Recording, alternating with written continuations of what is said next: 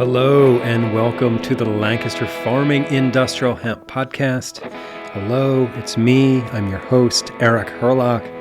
Today's show is a continuation of my coverage of the trip to the European Industrial Hemp Association Conference and Expo that took place earlier this month in Prague, Czech Republic. On last week's show, we heard from the Europeans I met at the conference.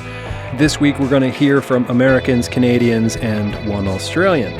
Here's who I've got lined up for you this week. Robin Destish, Greg Necco, Trey Riddle, Joe Hickey, Morris Beagle, Kate Curley, Dr. Wu, Roger Gusius, Alicia Fall, Sherry Smith-Hoyer, Tommy Copeland, Ted Haney, Keenan Stone, Hunter Buffington, Bo Whitney, and a few surprises. This episode is brought to you with generous support from IND Hemp in Fort Benton, Montana, where they believe in the goodness of hemp. They're a family-owned, mission-driven, environmentally focused company that is bringing new opportunity to farmers in Montana and the American West. Check them out at indhemp.com. Our show this week is also made possible with support from Americhon Cast Hemp, Pennsylvania's premier hempcrete construction company. You can find Americhon at Horse Progress Days in just a few weeks here in Lancaster County. They are sponsoring the PAHIC booth at Horse Progress Days, and they'll also be at Greenbuild in Philly this fall, and we'll be sponsoring the Montana Hemp Summit later this fall. So lots of great stuff happening at Americhon. You can check them out at americhon.com. Our show is also brought to you this week by Forever Green, distributors of the KP4 hemp cutter. Setting a new standard for harvesting quality, speed, and efficiency, the KP4 prepares hemp for ideal retting and easy on-field tedding, raking, and baling. Easy to maintain and designed to withstand the punishments of hemp harvesting, the KP4 hemp cutter, available only at hempcutter.com.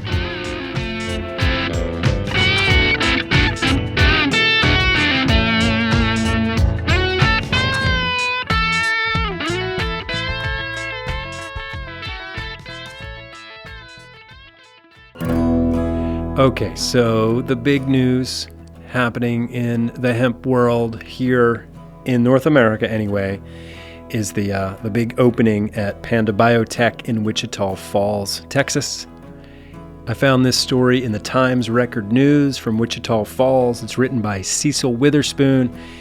And the story, I'll just read you a little bit. It says, many of Panda Biotech's top workers and executives joined local leaders and Texas Agriculture Commissioner Sid Miller to celebrate the ribbon-cutting and grand opening of a new 500,000 square foot hemp processing plant in Wichita Falls. The plant puts Wichita Falls at the top of the list for industrial hemp production in North and South America, and it is the second largest industrial hemp production facility in the world.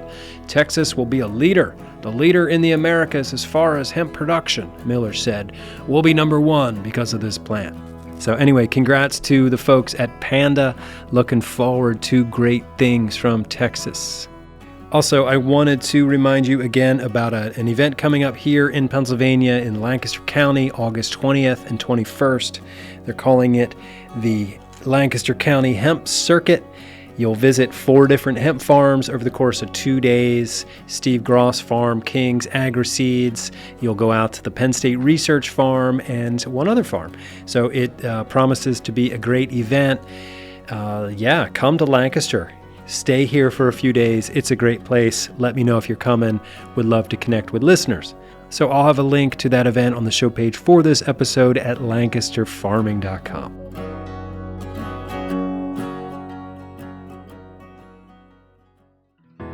All right, so our first interview today is with Robin Destish. He is from Konopie, U.S. and Pure Shenandoah. I was not able to interview him in Prague because he was very busy, so I finally caught up with him this week to hear his thoughts about the Prague trip. So we'll talk to Robin, and then we'll play my interviews from Prague.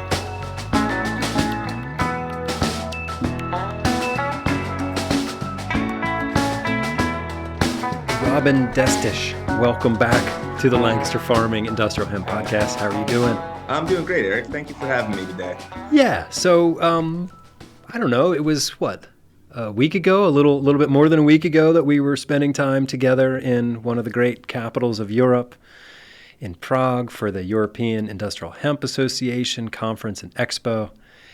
And I was walking around with my Kermit the Frog microphone, interviewing, trying to interview everybody. I didn't get everybody, and you were always on the go, so I never quite got to connect with you. So I thought we could take this time today, and you can sort of help me introduce this episode, right? Because this episode is part 2 of my Prague coverage, where I'm going to play my interviews with non-Europeans, Americans, Canadians, and Sherry from Australia.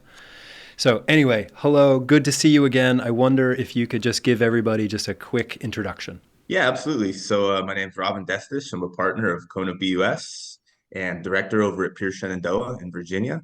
Kona BUS is an importer of seeds. We work predominantly with hempit in the United States. So having an opportunity to go to Europe, meet the Europeans who are doing some great work out there and spend some time with hempit was a real treat and opportunity. Cool, yeah. And Kona US, one of your partners there is Hanna Gabrielova, and she was sort of instrumental in bringing that conference to Prague in the first place, right? Hannah is a driving force, definitely, and she has been interested in doing an EIHA in Prague, and you can see why. I mean, it's a beautiful city. It was an absolutely wonderful time there. Amazing food. Really can't say enough about being in Prague. Yeah, yeah. And I think they should have it there every year. Like, why move it? I think they found the perfect place, right? But Indeed, I would definitely go back. yeah. Anyway, so I'm curious.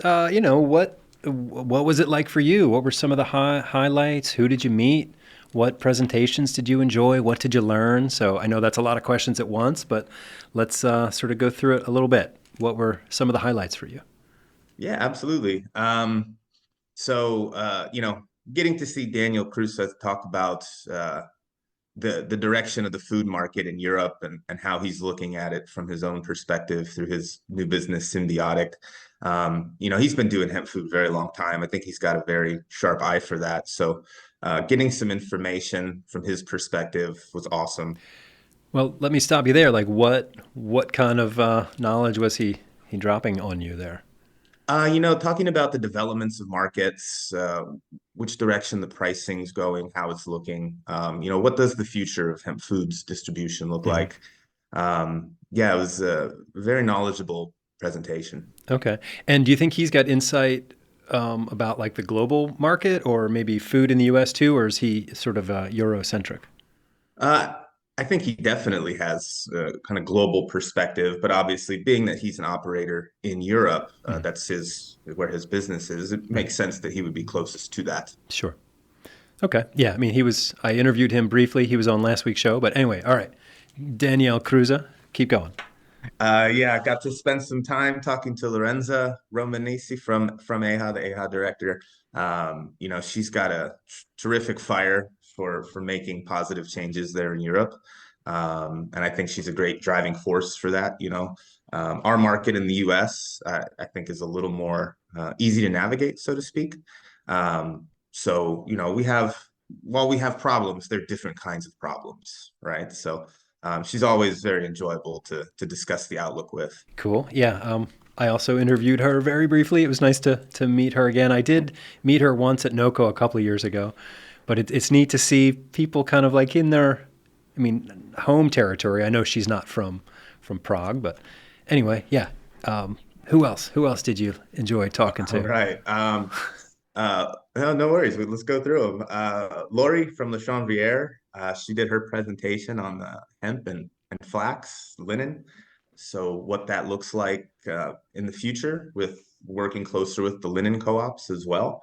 Um, you know, Hemp and flax are minuscule in the global use percentage when it comes to natural fibers. So, maybe this is a potential, let's marry these two fibers together and all of a sudden, boom, it becomes something bigger, right? I think so much of our industry is driving at consumer awareness. And in order to make consumers aware, we have to get to market with innovative product ideas that are scalable ultimately. So, I think that's an awesome project. And coincidentally enough, they're going to be doing the World Hemp Forum in Troyes in, I think I said that right.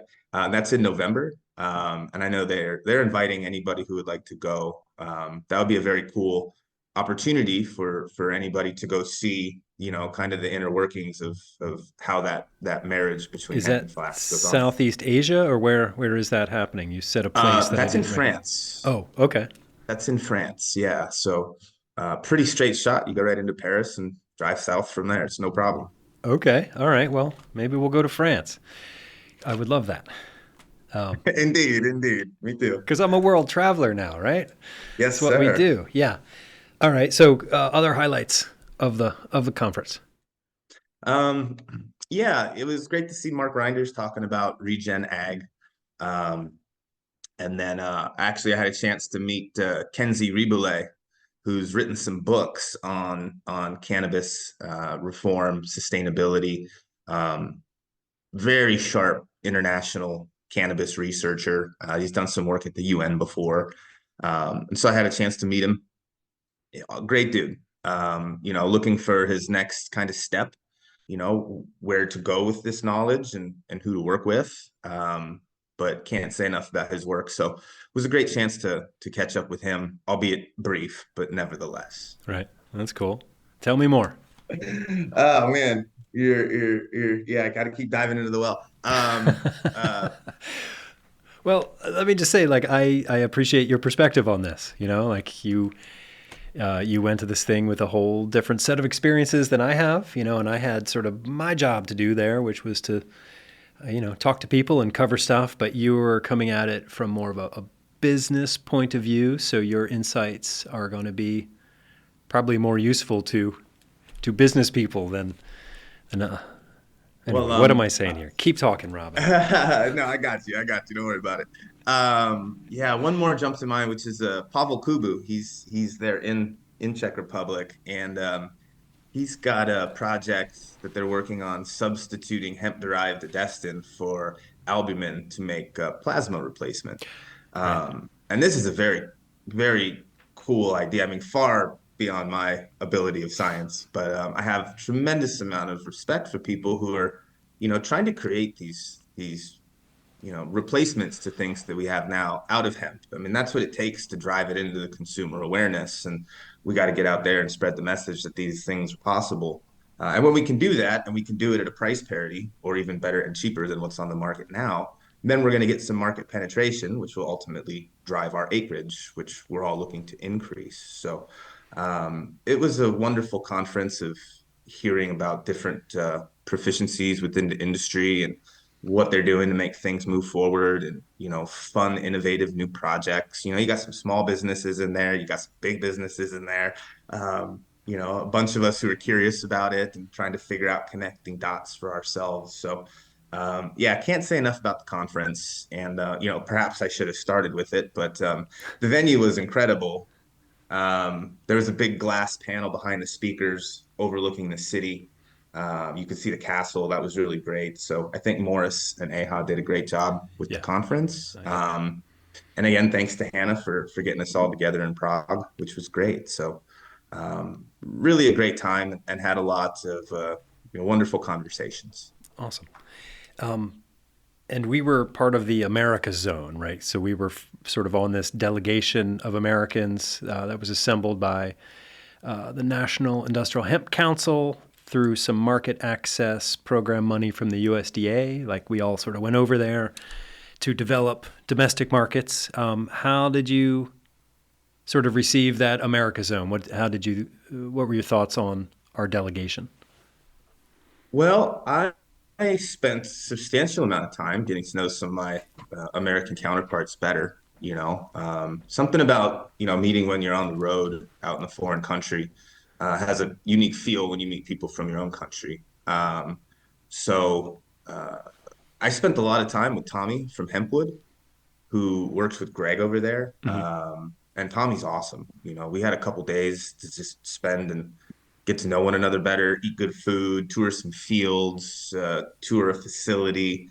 That was really a great time for me. Cool. And And you went out to hemp then farms in Czechia, yeah? we went out to a hemp farm in France. Oh, okay.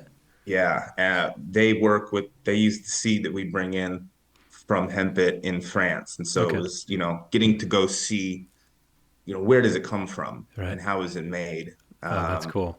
yeah, it's very cool. Very cool. Um, any differences between like being on a French hemp farm and, compared to being on an American hemp farm? Scalability, uh, maybe not say scalability, let's say farm size. In the States, our farms are substantially larger than a typical rural farm in France, just due to sheer volume. I think in the US, we also have more and easier accessibility to farming technology, Hmm. multi-million dollar harvesters versus, a $500,000 harvester or something like this. I mean, that's what you have to scale to do large acreage. We Hmm. just do larger acreage here, Right. Right. But the intricacies of breeding, multiplying, propagating hemp never cease to astound me. And the level of knowledge and technique that it takes to really do that at a high level, it's something very unique. That's cool. And they've been growing hemp for fiber there in those regions of France for, you know, 60 years, but probably a whole lot longer than that, right? I mean, I Yeah, know, probably a whole lot longer, yeah, that co-op, the, definitely. the La Chanvière co-op has been around over 50 years. Hemp it's at 60 year. I think they have Uh, their 60-year anniversary this year, that's right? so cool. Yeah, that sounds Yeah. right. Um, that's great. That's awesome that you got to spend some time with Tommy cruising around the Yeah, fields. yeah, and then Yeah. and then gosh, I spent great time with the different folks who are out there. I mean, I could name them for you, but you've probably had them on the podcast already. What are some of the things that the American hemp industry could or should learn from what's happening over there? Um, I think from a farming perspective, Europe looks at their farming in a more environmentally sustainable way.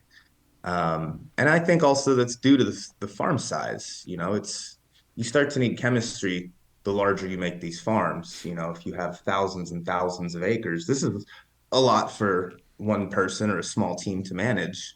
So you need more equipment, the whole nine that goes with conventional farming. Mm-hmm. And hemp suits organic farming quite nicely. And so it fits an organic mindset. And I think you see more of that in Europe, more of the sustainable, more of the environmentally friendly kind of Mm-hmm. approach to farming. Sure. So, are there any lessons that Europe should be taking from our, you know, what's the word? Developing industry? I'm a great believer that we in the US have two things in spades. It's entrepreneurial and innovative mindset. And that's not to, take away from any other country in the world, but we're really taught this and drilled into our heads, how to find how to find a way to do something new or innovative, or how do you create your personal position in the world through what you can come up with. So I think that this is something that we do well here. Mm. But beyond that, I mean, it's tough to compete with European experience because they've just been doing it for so much longer, Right. you know. Um, so Anything you want to say about the NIHC and their work with, their work as a cooperator and bringing these sort of MAP funds, sort of making this trip possible? yeah, so we're definitely grateful for the NIHC to making this happen for us. We're an importer into the U.S. and we're close to a number of companies over in Europe who could potentially be exporters or importers. I think we need to start making something in the US that's innovative, that would be cost effective to export because transportation costs are very expensive. And you find more manufacturing in Asia than you do in Europe. So, what are we trading most of between Europe and America? And how does hemp supplement what's already moving, right? It could be food, maybe it's something textile related. you can find trade databases out there that give a very good picture of every country going into every other country and what are in the top commodity groups, Hmm. and see what's going into countries. So what do they need? And then try to make that here domestically. Right. And then we can potentially, maybe be sending it out. Or, again, hemp's regional. It's tough to transport early in the transformation process. You have to get to finished goods. So what do you have domestically in the US in your manufacturing area or consumption area that your hemp can be going to so that you can get further downstream? Okay. Yeah. Bypassing a 10, 20, $40 million investment, a lot of companies have to look at it that way. What access do they have maybe in state or in their 100 miles to be able to create some goods that we can get out into the market? So, I'm an advocate for definitely growth and trade, but I also think, we need to get innovative here with our product ideas. Yeah. Amen to that. Yeah. Cool. Awesome. Robin, thank you so much. I'm glad you made it home safely. And I'll see you at the next hemp event. I don't know, you're going to be in Lancaster County for the hemp circuit in August? Wouldn't miss it. Awesome. Wouldn't miss it. We'll definitely be there. I hope you're there with your Kermit microphone. We can do this all again. Hey ho, Kermit Frog here. Yeah, you got it, man.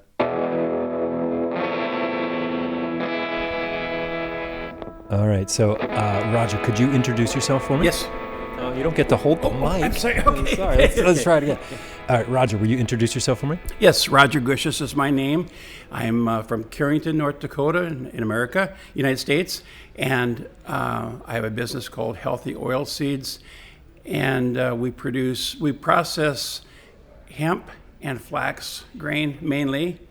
We produce for the oil and the protein. We process 24 hours a day, 7 days a week. We're expanding our business. In the next couple months, we'll be doubling our production, and we do quite a bit of exporting too. We've exported into it's either 26 or 27 countries now. That's awesome. And so tell me about sort of your goals or expectations for this trip here to Prague. This trip here, it's just there's a lot of opportunity. There's always a lot of opportunity in any new country you're in.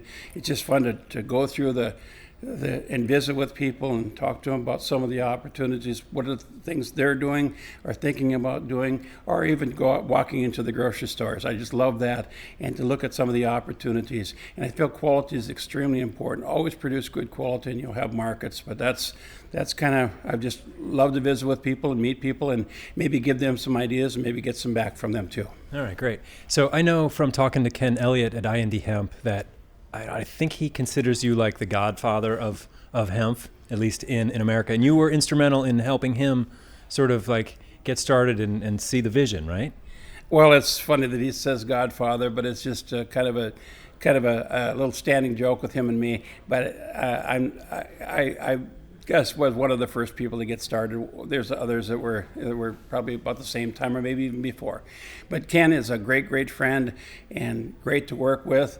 I guess we kind of were instrumental in helping him get started, giving him some ideas and things like that. But he's gone so much further than what I am. He's went a lot further than me, and his business is doing well. And he's a great friend, and always appreciate him and all the people that he's around. And it's just great working with him. Yeah, and I love like the spirit of sort of collaboration and all tides lift all boats. What's the phrase that IND kind of like has? They bring people together for their summit. So I just love that spirit of collaboration. I do too. They've done such a good job at that. Is bringing people together, and it seems like there's not a lot of secrets. He's willing to give information out very willingly, and he's helped a lot of businesses get going, or the hemp businesses get going. Yeah.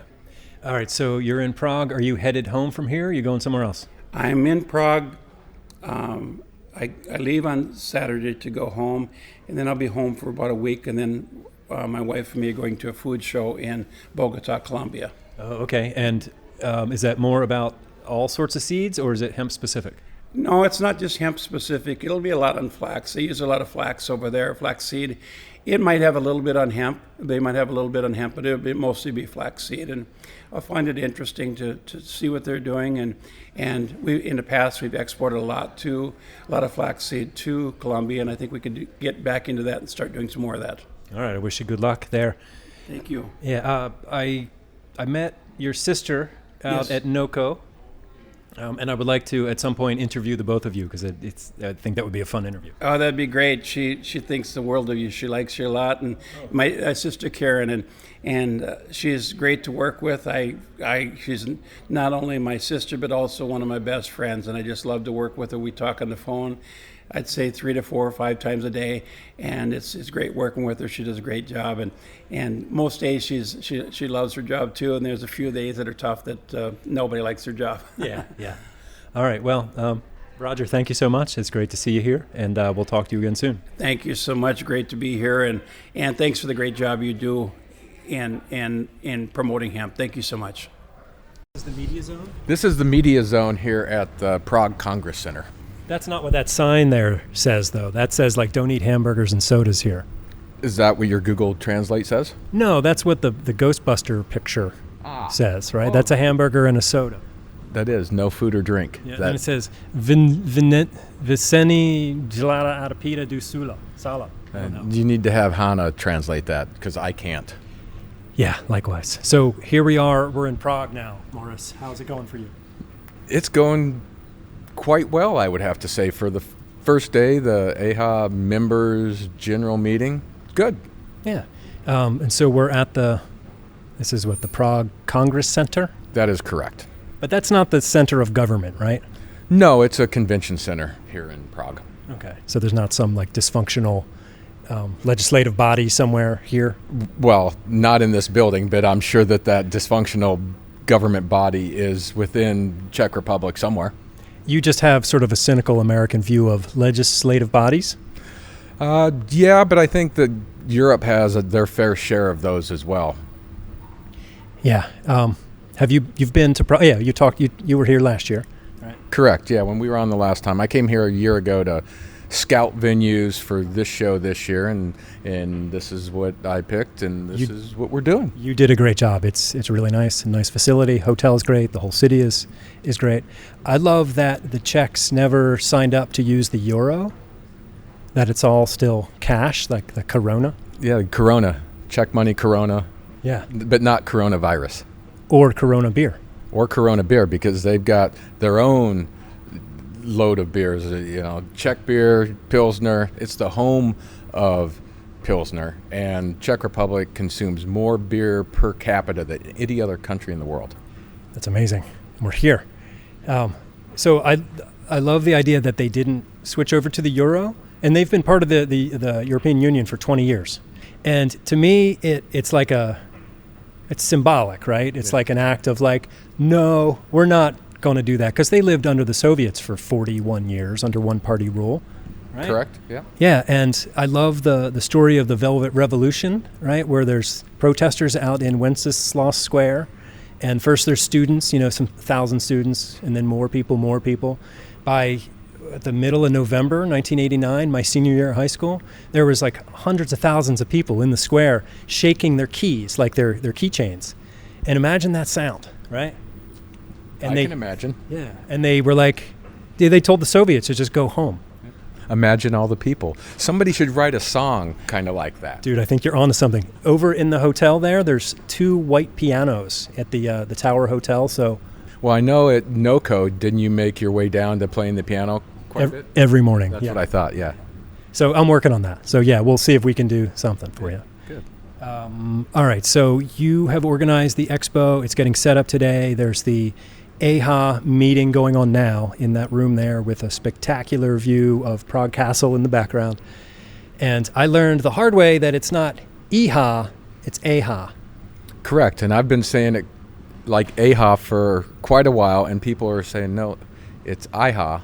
Wait, it's EIHA? No, it's EIHA. It's EIHA. Right, but people are telling me that I was saying it incorrect, and I'm like, well, if I'm saying it incorrect, then Lorenzo Romanis has been saying it incorrect, because that's where I learned how to say it from. Aha. I was saying EIHA like yeehaw, like woohoo, yeehaw. Right. But it's EIHA. EIHA, European Industrial Hemp Association. All right. And you are Morris from WAFBA. WAFBA, we are for better alternatives. Cool. All right. I will catch up with you later in the conference and expo. And thank you for having me along for the ride here. Absolutely. I'm glad that you could make it out here and report back to the wonderful people at Lancaster Farming in Pennsylvania and the United States. Awesome. Thank you. Hello, Alicia. Hey there, Eric. How are you today? I'm good. Will you introduce yourself for us? My name is Alicia Fall. I am Eastern Band Salagi in Cuban Taino, and I am the founder and vision holder of Her Many Voices Foundation. The Her makes reference to Mother Earth, and the Many Voices, all of her children. As a vision holder, share with me the vision that you hold. If you can. It's a big vision, but to be concise about it, it's bringing balance into the world. Mother has given us all that we need in its perfection. And as humans, we decide we know better than Mother, and every time we do, we make a nightmare of all. Because we thought we could dominate nature rather than playing within the rules of nature. We forget that we are nature, not above I was just going to say we forget that we are nature. Yeah, and it happens over and over again. Yeah, but it feels like we're on the edge of a paradigm shift. Do you feel that? I feel the shift simply because I feel it within this industry. But once I go outside of the industry, it's a big question mark, for me at least, for the other folks that I speak with. There's a mentality of fear, of we can't change and we won't change. And there's a reason why something like a cannabis plant has been eradicated, and now that it's being brought back into the fold, we have to control every bit of it. It's fear-based, it's control-based, it's greed-based. Bingo, yeah. And then there's like industries around to sort of, keep that fear fresh, right? And I guess I mean media. Weird, I'm a media person. Well, you guys have a tremendous amount of power. You can spin it in a way where people can look at it and they're going to digest it and they're going to believe a whole lot. And they can look at it as a positive, or they can look at it in a way that they become very fearful. Before getting in this industry, I was in the music industry, and I found that being able to be on stage and having that microphone gave me that opportunity where I had a captive audience. And I think media is very similar to that. Tell me about your music. It was a bit eclectic. It is a bit eclectic. I worked with a very diverse group of people. Sometimes it was jazz, sometimes it was soft rock, sometimes blues. Are you a vocalist, instrumentalist? What? Vocal was my focus, and I played enough guitar really to get by. Right. I give the props to the people that I worked with. Right on. Yeah. Tell me about how hemp intersects with your work with Her Many Voices. Well, Her Many Voices has been around for 15 years, and a little more than 14 years ago, there was a massive earthquake in Haiti. And I spent the first few years in Haiti thinking, well, how do we create housing that is safe? It's going to be earthquake resistant. It's going to, do all of the things that we need, all of the things that hemp can do. And then also, how do we best feed people and give them that housing and food security? And hemp started coming up, and maybe about 7 to 8 years ago, I really started delving into this industry. And so we've done things where we've brought people into community to do trainings. And now we have CBD hemp products as well, and that offsets the programs that we do within community. Okay. I remember meeting you at Eric Titus White's Hempstead in northeastern Pennsylvania back in 2020. Yes. You were there for his Hempcrete workshop. Yeah, and Cameron and Merchant. Yeah. That was a good one. It was a really good workshop. Yeah. Anybody looking for a workshop in that region, especially if you're in the Northeast, contact Cameron, contact Eric, check in Merchant. Yeah, Cameron puts on a good Hempcrete workshop for sure. He really does. You live in Amsterdam now, yeah? I do. I just moved this past year. Okay. And officially got my residency stamped, and then I started the company, Her Many Voices BV. So now I can start doing business on this side of the pond. Excellent. Congratulations. Thank you. And I see you at these things every so often, so I look forward to seeing you again. It's such a treat. I mean, to be on a street in Prague and Come walking by. Alicia, Eric. Super cool. I'm glad I know you. Thank you. Same here, Eric. Thanks. So hope you don't have a video. No, it's all right. Yeah, it's audio.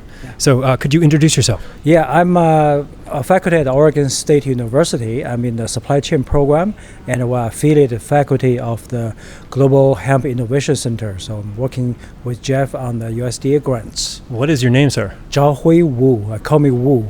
Okay. Yeah. Well, it's nice to meet you. And you're here representing Oregon at the EIHA? Yes, Oregon State University. Yes. Mm-hmm. Okay. And tell me a little bit about your work there. So my group are working on the building regional hemp-based economy, working with Indian tribes, native Indian tribes, and regional farmers to build a local production system for hemp, and also diversify the hemp, the tribe-based casino industry, and try to build different applications of hemp. Okay. Are you getting into fiber and grain at all there? We are exploring opportunity to use hemp for fiber in textile and also fiber for hempcrete. That's the two probably most exciting things we're working on this time. Okay. What are your expectations for the conference? So we are here to learn, and for me this is the first time to come to the EIHA conference and to learn from European folks and how things are done, the best practice, and also find the opportunity to collaborate. Are there certain areas that you see the Europeans are further advanced that you can dig into and learn more? What are those areas? I think in many areas. So equipment and also the commercial applications. So this is new in the U.S. So many areas. So absolutely. So I would say the European is leading at this point. Okay, and then looking at the U.S. industry, where are some of the gaps from your perspective? So depending on the application, I guess it's the application. So equipment, processing. And where I think we're all facing the common challenges is to find out the commercial applications. I think especially in the U.S. and the cost is high, and also we try to build a regional economy, so the production cost is high. So we try to see how things are done here. To bring those costs down, how much sort of depends on consumer behavior? Consumer behavior. I think especially we had a workshop on the fiber and textile, so it's a branding and how what the consumer are willing to pay, and for the production of industrial goods, I think our thinking now is how can we incorporate hemp into advanced manufacturing? So manufacturing 4.0, and so it's to reduce human labor, but use automation. Should the hemp industry be marketing itself as hemp first, or as an ingredient or a component of other things first? That's a good question. I think hemp is just one of many commodities. It's not going to be a competing commodity to replace any other fiber like cotton. But using a textile example, it has its value added opportunity, and so it's as ingredients of product. But for certain product like consumer goods, definitely hemp is in the forefront as a brand. It's a branding opportunity as well. All right, so how do we get all of the young people of the world to demand that their products are made from hemp? Well, there's a sustainability, ESG benefits for hemp, hope, and also the comfort hemp bring compared with other textiles as mixed with other fibers. Yeah, and as a building material, there's comfort involved in a hempcrete home when you go into one. Right, low energy, the low, and also the locally produced product, right? So that's the and also there are high-tech applications. So it's not just beyond consumer goods. Okay. Are there certain panel discussions happening over the next couple of days that you are specifically looking forward to? I'm more interested in the processing, because that's related to supply chain management, and that's the area our part of the grant are working on. So I want to learn about that. Okay. Yeah. All right. Dr. Wu, or Yes, just Wu? call me Wu. Yeah. Wu. All right, Wu. Thank you, you. Eric. Yeah. All right. Hey, Tommy, good to see you again. Good to see you. So the last time we saw each other was in Kentucky in the summer of 21, right? Correct, yes. And what were you doing then? Well, we were still making hemp wood like we are now. We've come a long way since then. You know, you figure you go in and work every day and figure stuff out. It's an industry that's far from figured out, but we chip away at it a little bit every day. And you know, I think our product is significantly better now than it was a couple years ago. Right on. Okay. So you're here in Prague, and you're here in the America zone. People are curious about the products. Yes. How's it going? Are you putting any deals together? You answering a lot of questions? Yeah, it's been great. A lot of Europeans were not in the hemp space, particularly, were not familiar with hemp wood. So it's been our first exposure to a lot of these people, and you get to see the wow factor that they have. Their mind is blown that you can do this from hemp, and you use the whole stalk, and kind of walking them through the production process a little bit, and how we use soy-based adhesives that have low to no VOCs off-gassing from it. So it's a clean building material. It's eco-friendly to use. I think that fits with the European mindset of building in a lot of ways. So I think it's a very compatible match. Awesome. So it's been a good conference here for you. Yeah, it's been very good. Like I said, a lot of the hemp shows we go to in the U.S., we've already seen a lot of these people. We've been in production for 5 years. So this is opening ourselves up to a new demographic that fits right in line with the product we're making, and it's perfect for their market. I know they've got a lot of building codes that have a very eco-friendly mindset towards it, and we fit that very well. Cool. All right. So we're going to see some hemp wood here in Europe. Yes, sir. We've got some distribution right now in London and the Netherlands. Tom Mathis is our hempwood European sales representative right now. So if you're in Europe and you're looking for some hempwood, find Tom. All right. So, all right, Tommy, thank you so much. I hope you have a safe trip back to Kentucky. Yes, sir. I appreciate it. You too, Eric. Thanks. Tell me who you are. Trey Riddle with I&D Hemp. All right. Joe Hickey with BIHO, Kentucky Hemp Growers, and Halcyon Technology Holdings is our main company. All right. And I'm Greg Necco with I&D Hemp. all right. So you guys are sitting here in Prague having some coffee at the European Industrial Hemp Expo. How is this thing going for you? It's going pretty good. Learning about what's happening in Europe, making some new friends, and looking for new opportunity. Have you found any opportunities, putting some deals together? Yeah, there's definitely some interest. We'll have to see on the back end what actually transpires, but yeah. All right. And so this is what we're part of the delegation from the USDA through the MAP program. Are you putting some business together here? Yeah, but I think, business is based on relationships. And I think building relationships is really monumental when it comes to doing business. So I think this is a great place to do it. And, Greg and Trey are with I&D Hemp. And the one thing that I'll say about I&D Hemp is those guys are doing the heavy lifting in the industry right now. They're, as far as I'm concerned, are leaders in the industry, and are the model that I think everybody will end up following when it's all said and done. They're a great company. Yeah. Wow. How do you feel about that? That kind of puts you on the spot. That's probably going to cost us later, I think. But no, it's great. It's great to hear that coming from Joe Hickey, who's been in this industry almost longer than anybody else and has done a ton for it. So it's really appreciative and great to even see him here, because we've got to go to Prague to see you. But I'm glad we did. Yeah, but I mean, it's true. You guys, they put their money where the mouth is and done something in the industry that nobody else has done. So, I'm just proud to even be around these guys. Amen to that. All right. Thanks, guys. Hi, I'm Tim McCarthy. Okay, and I can tell by your accent that you're an American. So you're from, let me guess, wait, don't tell me. You're from, actually talk a little more, but don't tell me. What'd you have for breakfast? Actually, I had the English breakfast at a local place. All right, you're from North Carolina.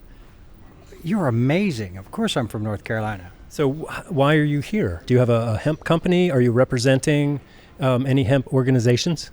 Yeah, so I'm here on behalf of a couple of different organizations. I'm here on behalf of United Natural Hemp Extracts, UNHE, in Wilson, North Carolina. We have extracts that are available, fully compliant, tested all the way through all 5 stages. But I'm also here on behalf of the National Industrial Hemp Council, NIHC, which is a group that tries to help with lobbying efforts and policy. I am currently the chair of the policy committee for NIHC, so I'm here on their behalf and the USDA trying to promote hemp from the United States around the world. And that's on the Market Access Program? Correct, that's the MAP program. Yeah, so I'm on we're delegation mates, I guess, right? That's awesome. Yeah. So, hey man, nice to meet you. Groovy. I love that. Yeah. So is this your first time to Prague? It is, first time to Prague. All right. And what do you think so far? It's beautiful. People are very nice. Transportation is spectacular. Watching how they keep it clean. I mean, it's just, they try to make it a model city at all moments. It's very nice. Yeah. All right. Well, what are your expectations or hopes from this European conference? So it's a little bit of exploratory for me, given that I've not been here before. But if we don't, as the United States goes, reach out to other parts of the world and try to help make sure that they understand us, where we are and what we want to do, and both as an exchange for import, export, obviously in both directions, then we can all try to grow this and get past the prohibition that it was under, just because they were throwing the baby out with the bathwater. But if we can get things cleaned up and everybody can understand how best to use the products that are available from this plant, whether it be from the root to the flower, there's all kinds of industrial uses. I mean, it can, help sequester carbon if well, yeah, you're preaching to the choir here. So yeah. There's the fiber that it becomes much more durable. So many uses, so many different combinations with other natural fibers. You're on the flower side though, right? I'm on the flower CBD side by profession, but given that I'm on the policy committee, I've had to make sure that I'm well-rounded and understand the other parts to make sure that we, as I put it, we all get across the line together. No one What's the line? The line is basically not just acceptance in the marketplace, but acceptance within the regulatory scope of things. There's so much focus on one or two aspects of the entire plant that those one or two aspects are holding up everybody else. And which two are those? That would be intoxicating cannabinoids, wherever they're coming from, basically. Whether it's marijuana or hemp. I mean, we can try to just say, oh no, it's just one, it's just the other, but there's realities on the planet, and this is one of them. So we've got to get past not trying to ignore them like they don't exist. Like, you have that evil twin stepbrother that, not twin stepbrother, but you have that evil twin that like hemp and cannabinoid, or no, marijuana and cannabinoids are inherently evil for some reason. Like they're co-joined twins, and you can't have yes. one without the other. So they're Siamese twins, as I've said before, and you'd like to be able to just say, oh, pay no attention to that, but everybody sees him right there. He's there whether you want to address him or not. And in that analogy, does one brother have to kill the other for the other to survive, or is there a way that both brothers can move forward in a peaceful and healthy way? Well, I'm not sure we're ever going to get a good enough... Or maybe they're sisters. I'm sorry. Could be non-binary. Wouldn't matter. Takes all kinds. Maybe we can get the surgeon to separate them, which I think would everybody would make a lot of people more comfortable. By surgeon, do you mean Congress? Or? We're just going to leave it at surgeon, and would like to see them separated and never be around each other. But I fear that if you try to do that separation by killing off one, you're going to end up killing both. And so that's why I got in with the policy part of this, because as cannabinoids go, I'll speak just to my little neck of the woods. Your constituency. That my group would be selected out if we don't all try to keep it together. And so I don't see the need to have this be for fiber only. You're only getting a small percentage of the potential of this plant for farmers. I mean, if everybody's growing just for fiber, well, what about the seed that we would like to have for either human consumption or animal feed in various forms? Because it's got great omega-3, 6 ratios, it's got great fat that it makes it quite nutrition. Well, no one's talking all about getting rid of grain or talking about getting rid of Well, anything, grain right? is going to come from flour, and flour may have cannabinoids in it. And so exactly how much cannabinoids do you allow? Because you think the Miller Amendment will kill the grain industry because of the THC content in the contaminated grain? It will greatly reduce the amount of potential for that farmer to be able to produce enough seed to where when they only will allow 50% of it, what is he going to do with the other 50%? He or she or whatever going to do with the other? It's my understanding that that what was the 2023 Industrial Hemp Act, the exemption, that carves out industrial hemp for fiber, grain, and all of those things. And not with the Miller Amendment. With the Miller Amendment. Does it? You probably know it better than I do. Then, so yeah, I think there's maybe people need to cool their jets on the grain, because I think that's, from what I understand by talking to some legal folks in the industry, that's protected by that language in there with the Industrial Hemp Act. Yes, but there's other regulatory issues when it comes to grain specifically. There's other people that can speak to that better than I can by far, but if you've got grain that's being legislated by the FDA because it's going to go in under their auspices over feed, especially if it's going to be used in animal feed in any kind, that they might want to set limits on it that are different than in that. Am I off? We'll have to wait and see, but I'm an optimist and a simpleton, right? So I'm going for it. It's all going to work out. Everything's going to be fine. I just hope they don't go to what you would call a zero tolerance policy based on 2 or 3 pieces of equipment that's really not even available around the country for testing. So that would basically create another bottleneck of testing, and farmers couldn't get their stuff done because they got to wait 4 months to get a test done, because only certain equipment can go to that level of tolerance to check to see if it's going to be compliant with some of these recommended levels. And that Miller Amendment is just amending the House version that then still has to go through committees and then still has to be reconciled with the Senate. And so there's some time, right? And also our Congress is, what's the word, dysfunctional right now. So will we even get something this year? So there's some time. I think they actually want to get along. They all have farmers. They all have people who want to get fed. Yep. They all have milk programs. They all have so many different things that go into the Farm Bill. It's supposed to go, I think, through the end of September. Yeah. Do they want to have another extension into 2025? Last time around, they signed it in December, right? It was due in September, and then they signed it actually. President signed it in December of 2018. President Trump signed it he just kind of inherited everything, but he had gotten it and signed it in December of 2018. But Miller from Illinois, her concern is like the intoxicating cannabinoids, right? And so she just wants to kill it all because she doesn't want the kids to get the drugs. That's my understanding of it. But that comes with all of these unintended consequences. And then some people are saying, oh, well, there's also big marijuana is behind it too, because they're trying to put the pinch on the intoxicating stuff. But guys like you who are just, doing CBD, not intoxicating stuff, are left just squeezed, right? Well, we can be squeezed. Again, this is not so much about me as it is about pretty much the farmers and being able to get this produced. If it's so restrictive that they're not going to be able to create a herd market, which would be building materials, because even though it's going to be going into the walls of some building that no one's going to be trying to tear out to smoke and get high, that that's still going to affect even that level of the market, because for the plant to get mature enough to have good herd that will make up proper building materials when you add lime in with it, that's still going to have flower on it.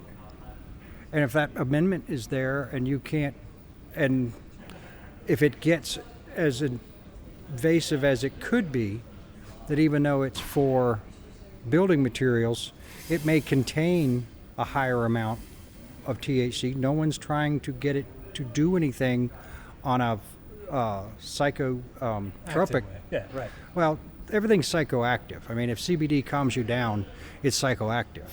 So I like to use the word psychotropic because that's the intoxicating part. Okay. So it's a misuse of a word, but that's getting into the weeds, as they say. That's what we do here on the Lancaster Farming Industrial Hemp Podcast. Tim, can I catch up with you sort of in a couple of days? We'll see how your conference is going, and I'll continue my Kermit the Frog mission here. So, You're doing a great job. All right. Thank you so much for helping out the industry. Absolutely. Thanks, Tim. Hi, Eric. Thanks for chatting with me. I'm Hunter Buffington, here representing the National Industrial Hemp Council and ASTM International. I work with hemp and the global environment. So that's why we're here at the EIHA conference. Yeah, and I remember meeting you, I think for the first time at the Southern Hemp Expo in Raleigh, North Carolina in September of 21. Was it 21? So that's... Yeah, that was a little while ago. Yeah, and that's like 30 hemp years ago, right? I think it is, yeah. Yeah. So how's it going here in Prague for you? What kind of conversations are you having? What's happening? Yeah, it's been really phenomenal to meet people in person that I've been interacting with, engaging with primarily online. So personal opportunities to meet people personally first is the biggest thing that's happening. It's been really amazing to also understand how standards are coming into play. I'm really excited. The conversations I'm having with folks who've been in the industry in Europe, obviously they've had a head start, many of them, compared to the American hemp marketplace. And so many of them are really talking about scalability, capacity building. So that's also really exciting because it's not a conversation we've been having it, but not at the level that I think the European market is thinking about. So that's really exciting. Yeah, cool. So what else for you is good here in Prague? So Prague, I think, is really pretty great in and of itself, and the city is beautiful, so it's a great reason to come and visit. I think the other thing that is good is to hear a different perspective, right? Perspective is everything. We spend a lot of time in silos talking to Americans about hemp. I think that one of the biggest benefits for being here is to be able to talk outside of the box. I would love to see other industries engage at this conference so that we can expand that box as well. All right. And then what's next for you? So ASTM International, I am the chair of the Industrial Hemp Subcommittee. So we're working on a number of standards for grain and for fiber, working on revamping our scope for the Industrial Hemp Committee. Next week is our committee week in Philadelphia. So that starts on Sunday, Monday, Tuesday, and part of Wednesday. I will be attending virtually because it was really challenging to even try and be in Philadelphia from Denver the same day that I get back from Prague. But that's literally what's next week. All right, well, that's exciting. Yes. I live sort of close to Philadelphia, so I'm actually flying to Philadelphia from here. So, yeah, Yes. Cool. Well, it's great to see you again, and travel safe. Awesome. Thanks, Eric. You as well. Thanks. Tell Philadelphia I said hi. Yep, I will. All right. Hey, Bo, how you doing? Hey, I'm doing great. So, introduce yourself for us. So I'm Bo Whitney. I'm the chief economist at Whitney Economics, and I'm also the owner of Everyday Hemp Company. We make plastic, bioplastic, knives, spoons, and forks, single use, and we make those from hemp. Awesome. And are you here as part of the USDA delegation with NIHC? No, I'm not. I'm here as just a private business guy, but I'm also a member of EIHA, the European Industrial Hemp Association. Oh, awesome. And then, so how's this conference going for you? Are you getting any business deals put together? Yeah, I am actually. But I found that the concentration of information, data, insights, and the like is really amazing. And so I've been really quite pleased. I was I came here from another conference, and so I was burning the midnight oil, but just sitting down and listening to the folks and hearing what they had to say about the European market and the global market was really, really, really compelling. That's awesome. When you burn the midnight oil, is it hemp seed oil or is it CBD oil? It's just burning the oil, man. So yeah, no, I just as an economist, I do a lot of speaking on the cannabis industry, either adult use, medical, or industrial, and so I'm always looking for insights and those little kernels of truth and those nuggets of understanding. And I got a lot of them at this conference for sure. That's awesome. And those things seem to matter more when it's in person, right?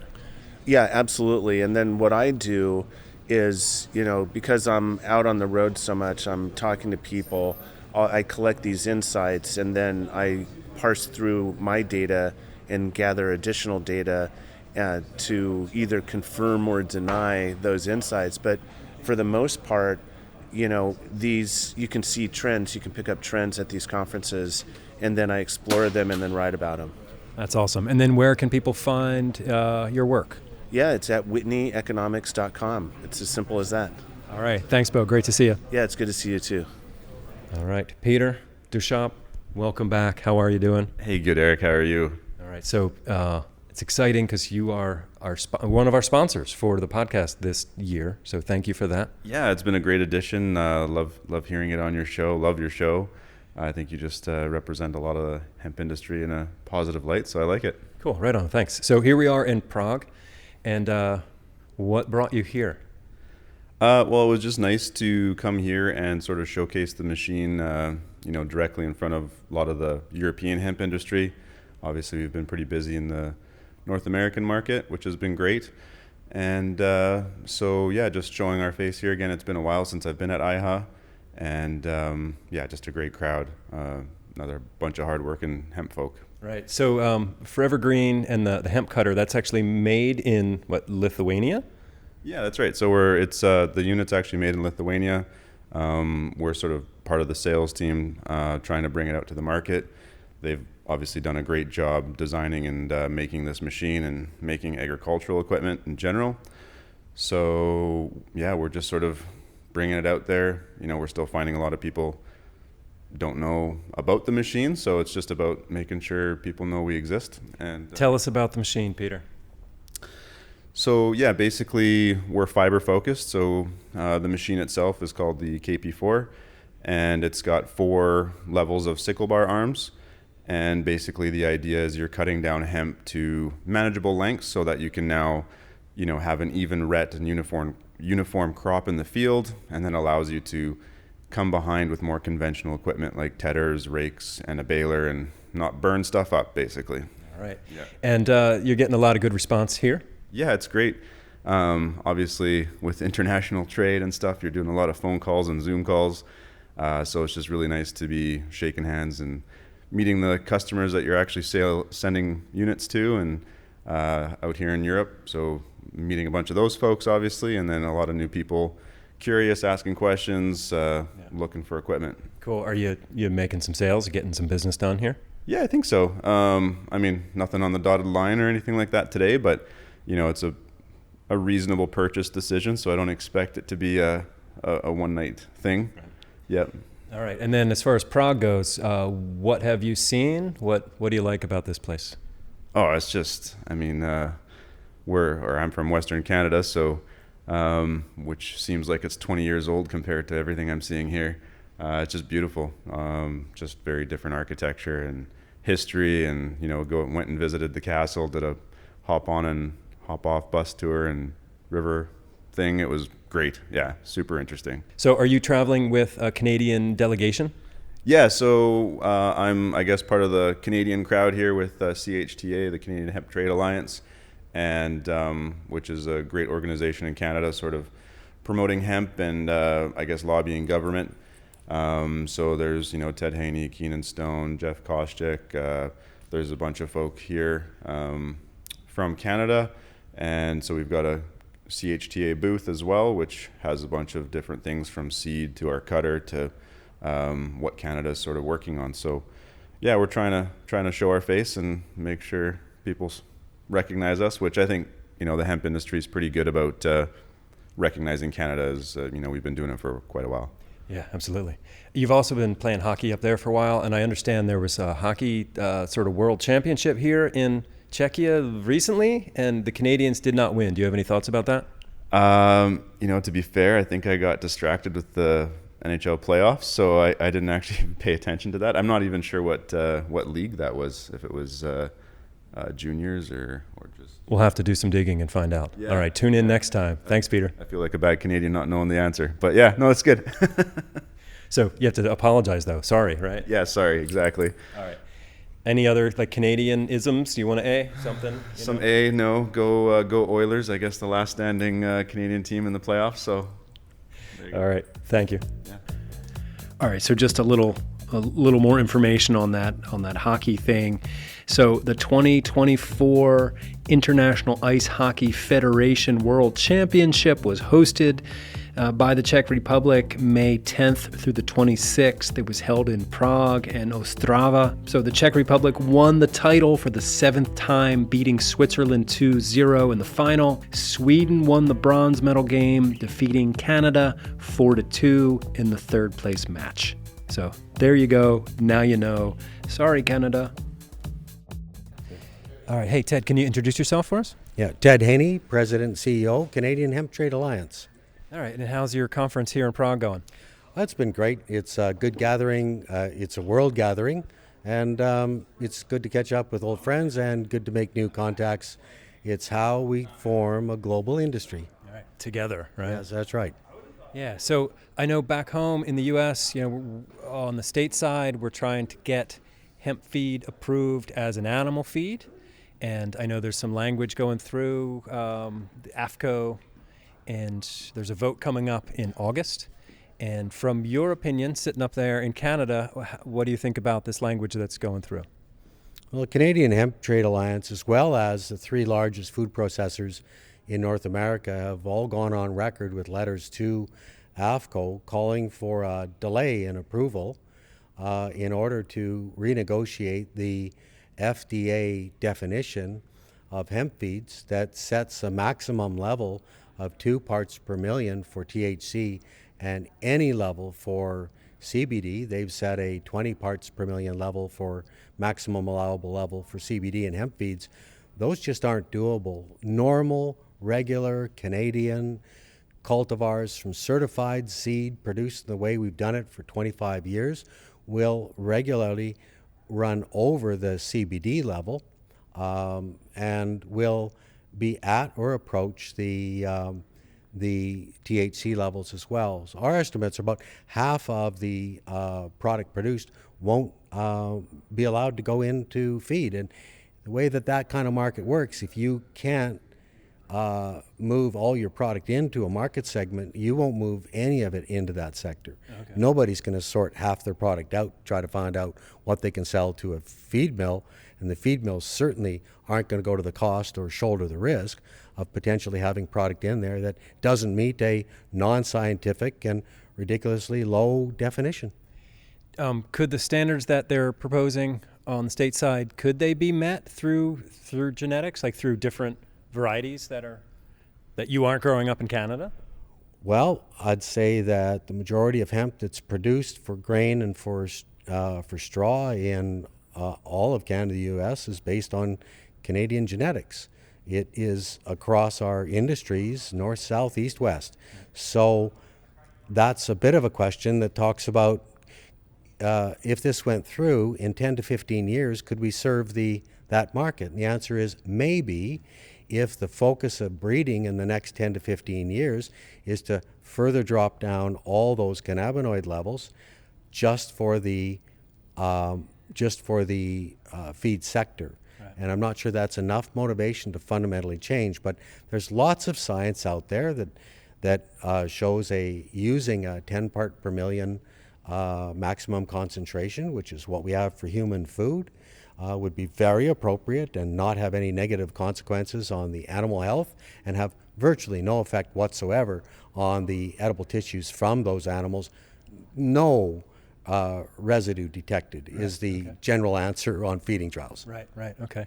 And it's my understanding that the hemp grain itself does not produce any cannabinoids, right? So the cannabinoid issue is a contamination, like a cleaning issue of the seed? Is that right? Yeah, as hemp is harvested, goes through a combine, the heads are compressed and some of the resin from the leaves around the hemp seeds pressed against the hemp seed, and there's some residual resin that's there. That goes through the system, and so we end up with some very low levels of THC and relatively low levels of CBD and a whole range of products. But interestingly enough, I think from a producer level, the number one feed product out there is screenings. 15 to 30% of bin weight hemp ends up in screenings. When you clean that seed for human food processing, 15% of it ends up being small seeds, broken seeds, weed seeds, other organic material. That product has a THC level of over 100 parts per million and has a CBD level of some 1,200 parts per million. And we've completed feeding trials of that product in Canada, and the general outcome is no residues detected in meat, milk, or eggs. So again, it's no risk to humans. We've shown it's no risk to animals. The animals perform well. It's efficacious. And so we've put on the table levels that are in the industry normally, in the grain and the fiber industry normally, that do not represent risk to animal health, do not represent risk to human health, and they're very reasonable levels, backed up by feeding trials, backed up by science. That's what should be inside the definition. That's what should be registered. All right. Do you think the Americans have sort of an unnatural fear of THC, reefer madness, if you will? I have no idea what the regulatory intent is of FDA, and I think that puts me alongside of pretty much everybody else, likely, including most people inside FDA. So why they are pushing for such a low level, and it does appear that it's FDA who have been pushing for such extreme low levels in the definition, it really is a mystery. It's not risk-based regulation. It's not based on science. It's not based on regular commercial hemp seed that's out there from the normal cultivars that we all use, produced in the regular way for the purpose of seed and for fiber. The science that they're using is really in opposition to that, and as well, the feeding trials have been conducted show that there's no flow through to humans. So I'm quite frankly mystified. I have no idea what their regulatory intent is, but it's certainly not risk-based regulation. Right. And it's super important that hemp feed, for animals passes through, because that's going to crack the whole industry open for everybody else, right? You bet. For producers, hemp screenings and whole hemp seed, vitally important. You need to be able to move whole hemp seed. If you got inventory and you want to turn it into cash quick and you can't get delivery into a food processor on a timely basis, sometimes you just want to blow it into the hemp, into the livestock feed sector. Yeah. Screenings, though, is going to be an always, every year, all the time, and that's going to be 15 to 30% of your weight in the bin, and that has to go into livestock feed. From a processor perspective, hemp hulls, 60% of the weight of a hemp seed is the hull. Once you've produced dehulled hemp seed, then hulls are fantastic feed. They've got close to the same nutrition level as alfalfa, plus great fiber. Talk about dairy cow and lactating sow feed, fantastic stuff. Right. That needs to go in without risk of potential rejection and contravention of guidelines and levels that do not reflect risk and do not reflect science. There are some countries in the world that don't have a problem with feeding hemp grain to animals, right? A lot of people look at Europe and saying, a highly protected, very rigorous, and they've been feeding hemp since almost 10 years now. And the only restriction they have is they can't feed straight flour material. but they can feed seed, they can feed any seed product, they can feed stalks, they can feed whole plants. The only thing they can't do is feed flowers, and that came from a 10-year-old, almost 12-year-old now, piece of guidance from the European Food Safety Administration. So no problem there. Around the world, it's hit and miss. It depends where, what the history is. But heck, the number one feed market that we've got in Canada is the European birdseed market. And those birds eat a lot of hemp seed, don't they? Eat a lot of hemp seed, you bet. All right, Ted, it's great to talk to you today. Thank you so much. My pleasure. Thank you. Hi, I'm Keenan Stone. I'm Vice Chair of the Canadian Hemp Trade Alliance and an owner of Uniseeds in Ontario. Excellent. Can you tell me a bit about the Canadian Hemp Trade Alliance? Yeah, so the Canadian Hemp Trade Alliance is our national association for hemp growers and processors in Canada, and we do a lot of different work. Have a lot of good volunteers. We have committees on research and standards and government relations, working with Health Canada and Ag Canada to try and get some elimination of red tape and barriers and things like that. So a very, very active group of volunteers around the board table at CHTA. All right, cool. Before we started recording, you mentioned an event coming up. Can you tell me about that? Yeah, absolutely. So every year the CHTA puts on our annual conference and AGM, and this year we're very excited that on November 11th, 2024, we'll be hosting the conference in Montreal, Canada this year. All right, great. And how has your conference here in Prague been for you? The conference has been excellent. It's been really great. It's my first time coming to the European conference, and have had the opportunity to meet in person so many people that I have had connections with online or email and things like that. And it's also been great to see all the incredible research and innovation that's going on in Europe as well. So excited to bring that back. Yeah. Have you been able to put any business deals together while you're here? There have definitely been some good business prospects. There seems to be a lot of interest in trying out new varieties and things like that. That's our business, is seed supply, and so definitely some good interest from Europe there. So excited to see that through. All right, cool. Thank you, Keenan. It's nice to meet you. Yeah, you too, Eric. Thanks. All right, introduce yourself, please. I'm Ghislain Bouchard from Oski. Oski, and what is Oski?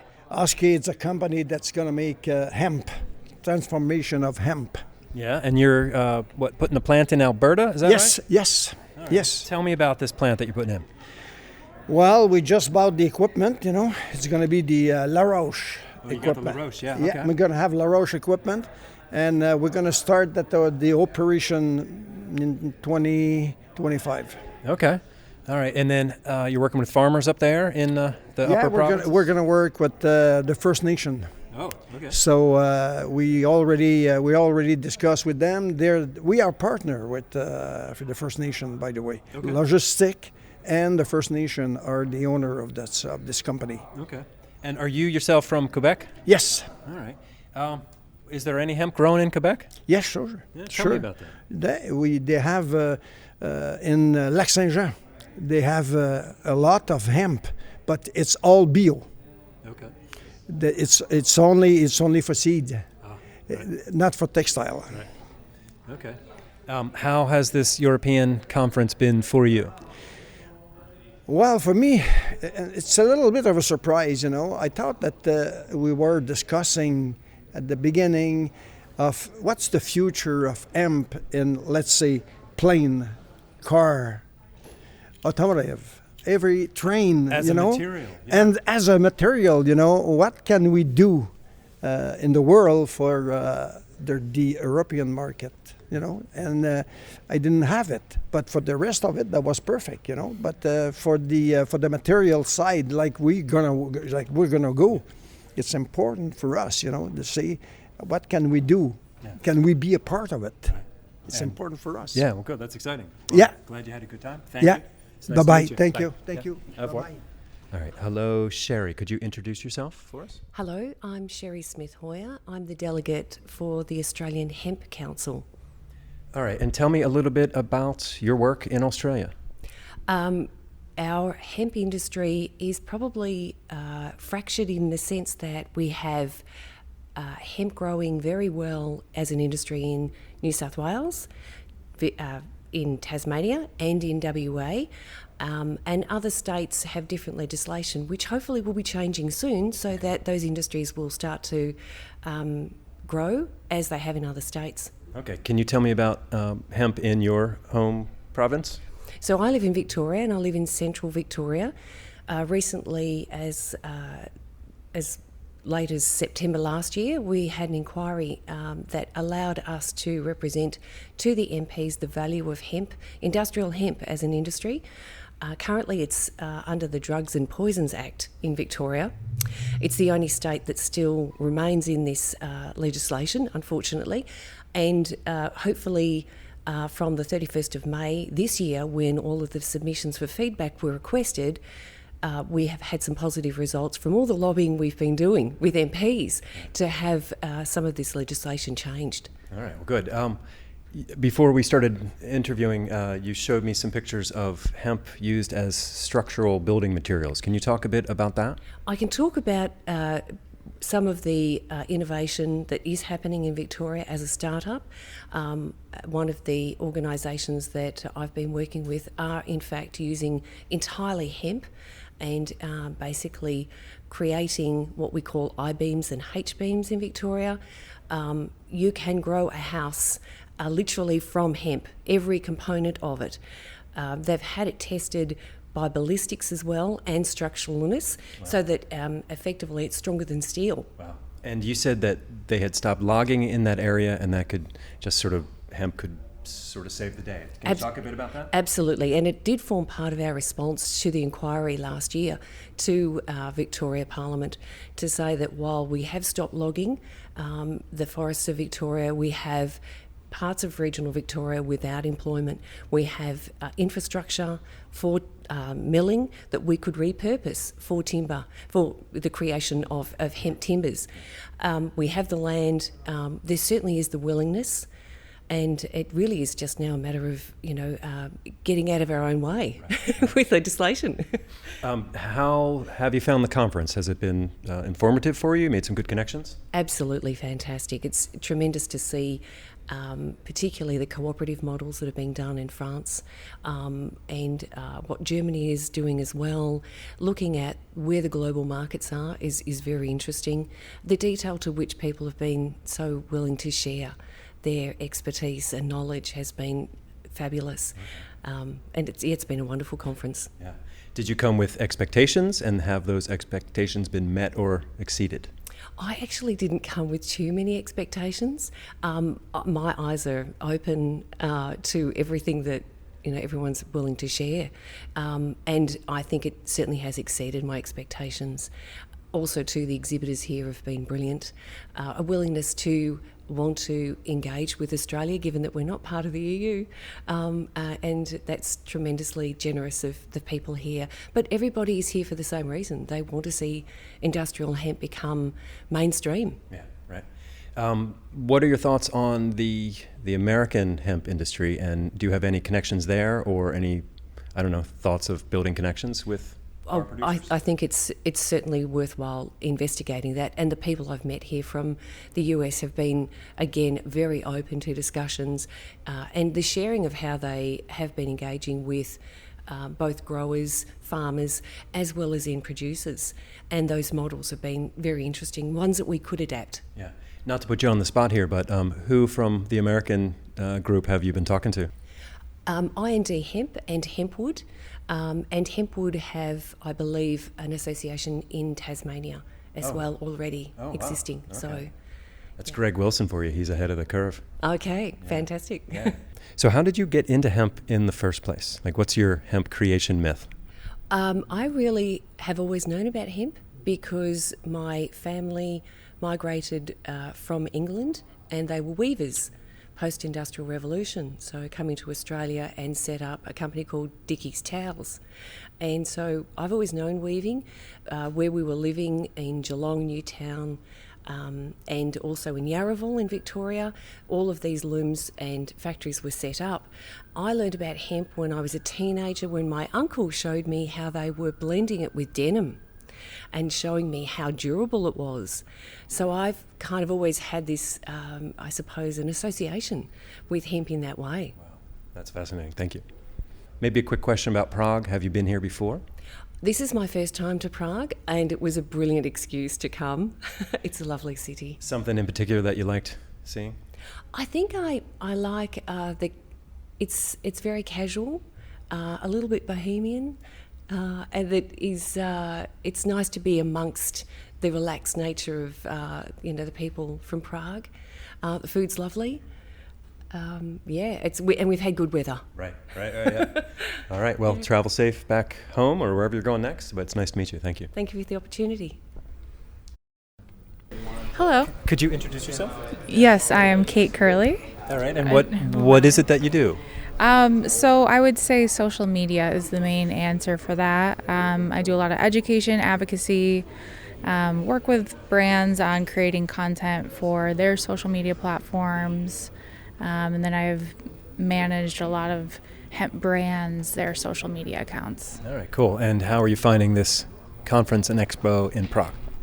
Finding it very lovely.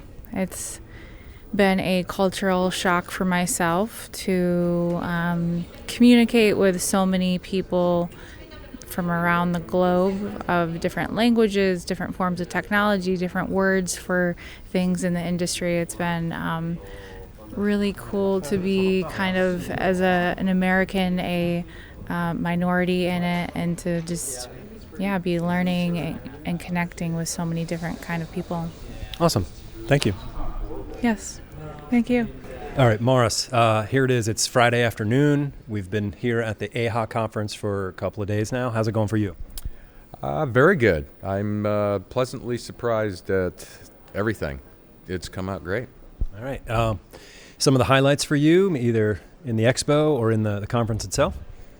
I would say that just the overall energy and the participation, the programming's been wonderful. It was really good last year, but I think definitely a step up this year. Great attendance. The conference has been packed the whole time. Networking's been really good. Lots of folks having great conversations. So, I mean, overall, I'm just very pleased with the way everything's turned out. Cool. And then relationship building leads to business deals. Have you seen some business deals happen?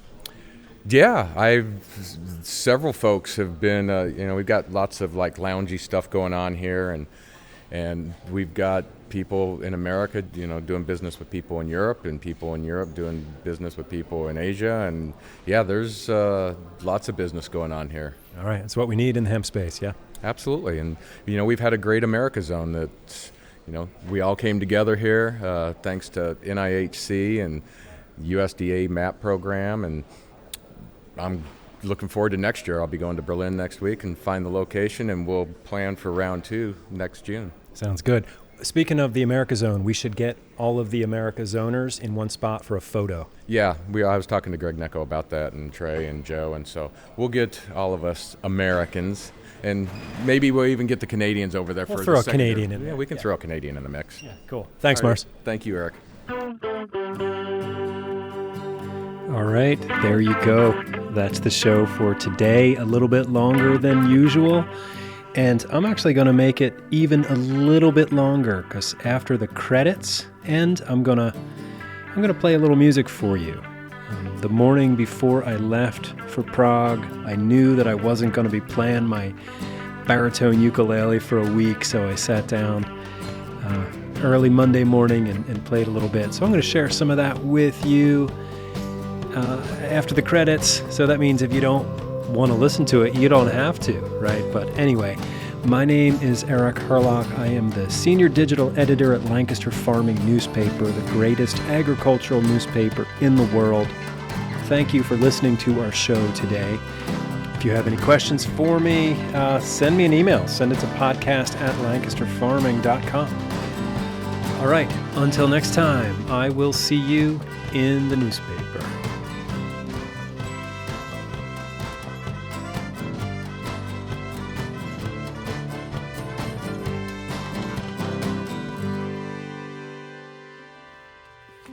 Industrial hemp. This episode of the Lancaster Farming Industrial Hemp Podcast is copyright 2024 by Lancaster Farming newspaper, part of the Steinman Communications family. Today's show was written, recorded, edited, and produced by Eric Herlock. The music you hear throughout the show is courtesy of Tin Bird Shadow.